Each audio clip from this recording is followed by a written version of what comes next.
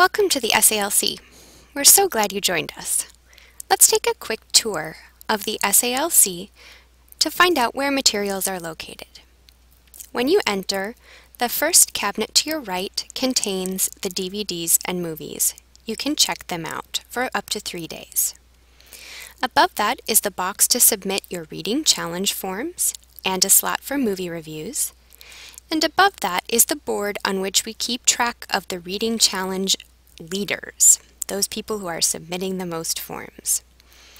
If you want to check out a book or a movie, you should bring it to the desk, to Nicole, Ara, or Ryan, and you should also come to the desk for help with printing. Let's continue our tour around the desk. If you walk around the desk, you will see a variety of books on CD that are located on the third shelf from the top that you can take home for up to 3 days. These are books that have audio CDs with them that allow you to listen while you read and also do some activities.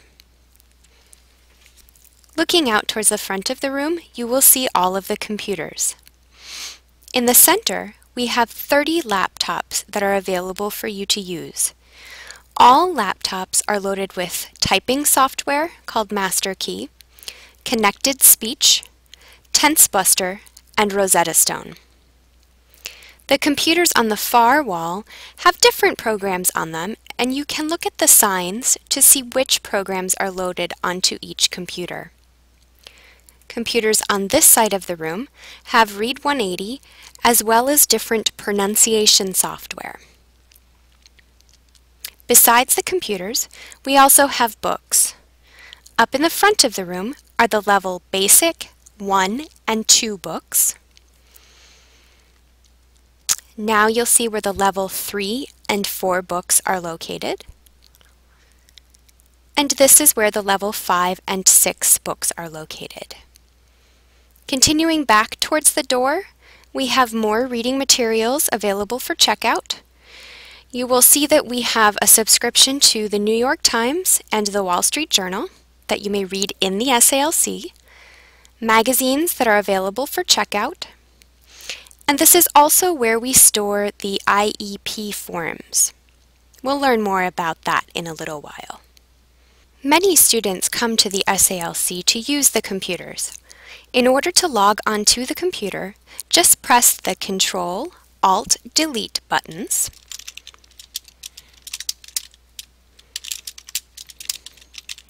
And then type in the username SALC Lab, all one word, and the password is English only, all one word, no capital letters, no spaces.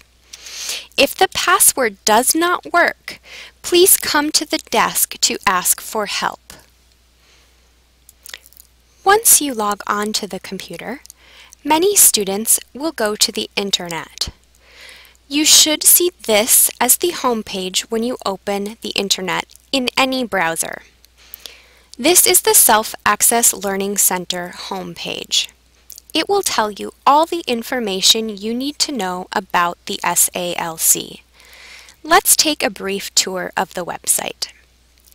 On the home page, you will see reminders about the rules. The SALC is English only, information about printing, book club, and also feeds from Facebook and the SALC's Twitter page, which you can also follow and join in order to receive more information about the SALC. If we look at the menus on the left, you will see that there are many topics that you can look at. Let's start with Get Started. Okay. There's a brief orientation video, which is what you are watching now, that is located on the Get Started page. You can always take a quiz about the orientation video. Your teacher might want to see this to know that you have come to your SALC orientation. You will also see a list of programs that are available at the SALC. If you click on any program, It will take you to a website that demonstrates what the program does. For example, if I click on TenseBuster, it will take me to the syllabus for TenseBuster that tells me exactly what I can practice at each level of the program. Also on this page, we have a list of the DVDs that are available for checkout in the SALC, as well as a list of the books that are available for checkout in the SALC. These lists are organized in alphabetical order. If we go back to the main menu, you see the About page. This gives you basic information about the SALC. There are 3 people who work at the SALC. Nicole is the SALC coordinator, and she is usually available between the hours of 11 a.m. and 4 p.m. If you have questions about the programs in the lab or anything else about the SALC, you can ask Nicole. Nicole is also an ELI teacher. Aura is an SALC assistant. She has been working in the SALC for over 6 years and knows a lot about the programs that we have available for you to use. If you have any questions about the programs or the computers, Aura is available from 1 o'clock p.m. until 6 o'clock p.m. each day of the week. Ryan is an SALC assistant and also an ELI tutor. If you have a question about any of the programs on the computers or technology that is available in the SALC, you can ask Ryan. He works between the hours of 12 o'clock p.m. and 4 o'clock p.m. The SALC is in ELI's building on Main Street, 108 East Main Street, room 210. There are some pictures you can take a look at if you would like to know more about the SALC. You'll also notice that you can see our hours of operation.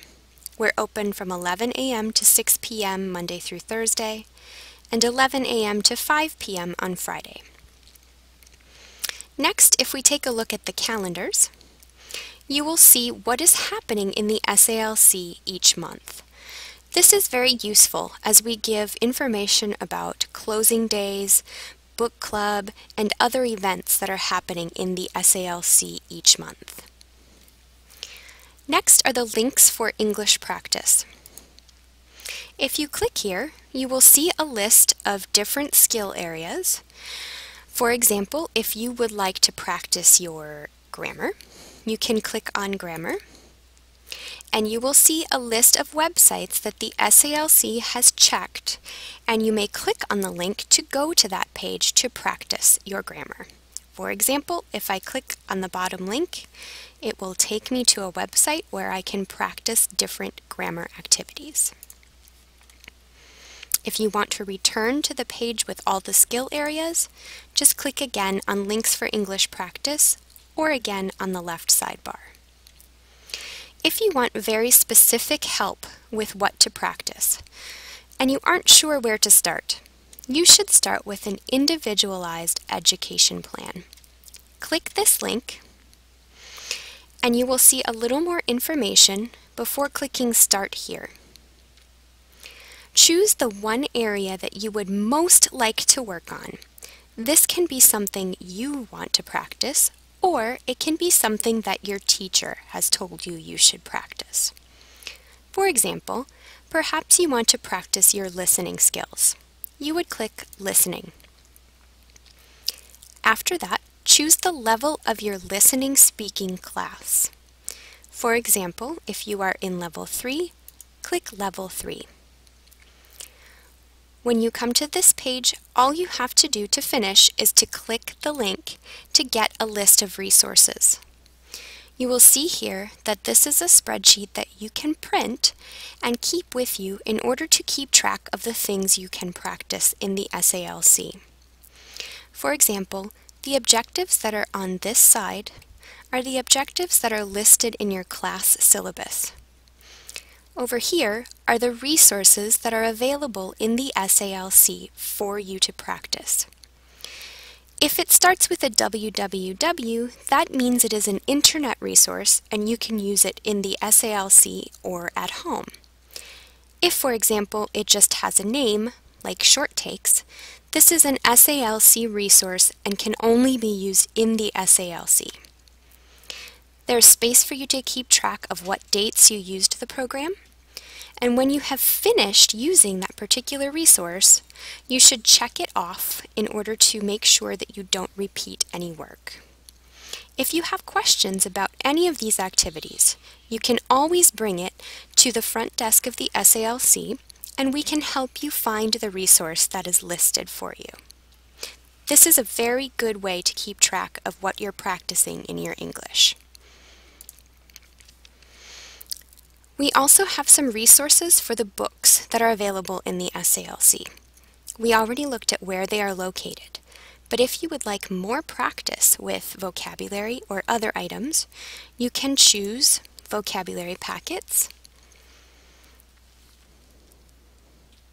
And once that page opens, you will see a list of books that have vocabulary help with them, organized by level.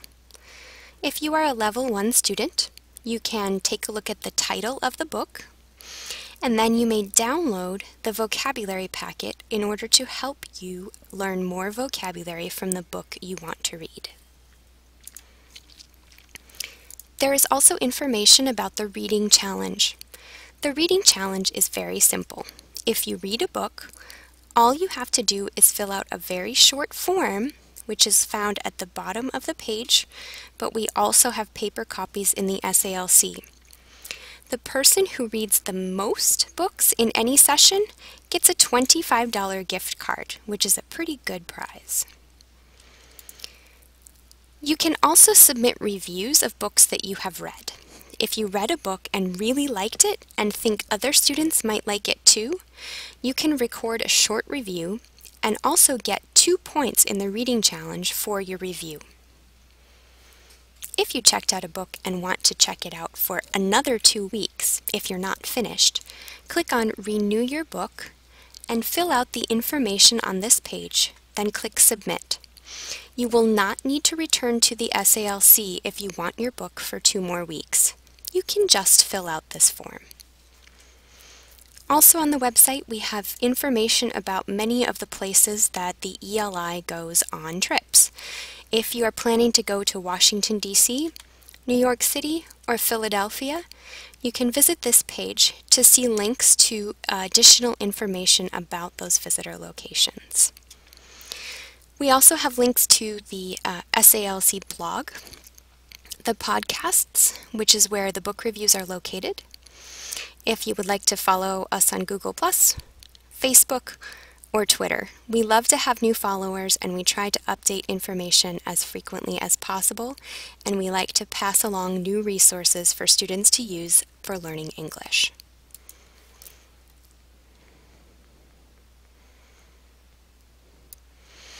And last, we have just a few rules in the SALC that we expect you to follow. Rule number 1 is to speak English. It can be distracting to other students if you speak in your home language, and everyone is here to study, so it is only kind to speak in English when you are in the SALC. And of course, we want you to learn as much as possible while you are here. Also, please only use English on the computers. Please do not switch to any other language. If you don't switch it back, we have no idea how to change the computer out of your native language without finding a speaker of that language. Please do not change the language on the computers. Third, no food or drinks. This is very important because if you spill the food or drink and damage computer or laptop, you will be responsible for replacing the equipment, which could be expensive. Fourth, printing is for classwork only. Please do not print personal items at the SALC. You may go to another computing site on campus if you want to print personal items. Thank you for coming to the SALC, and if you have any questions, we can help you at any time.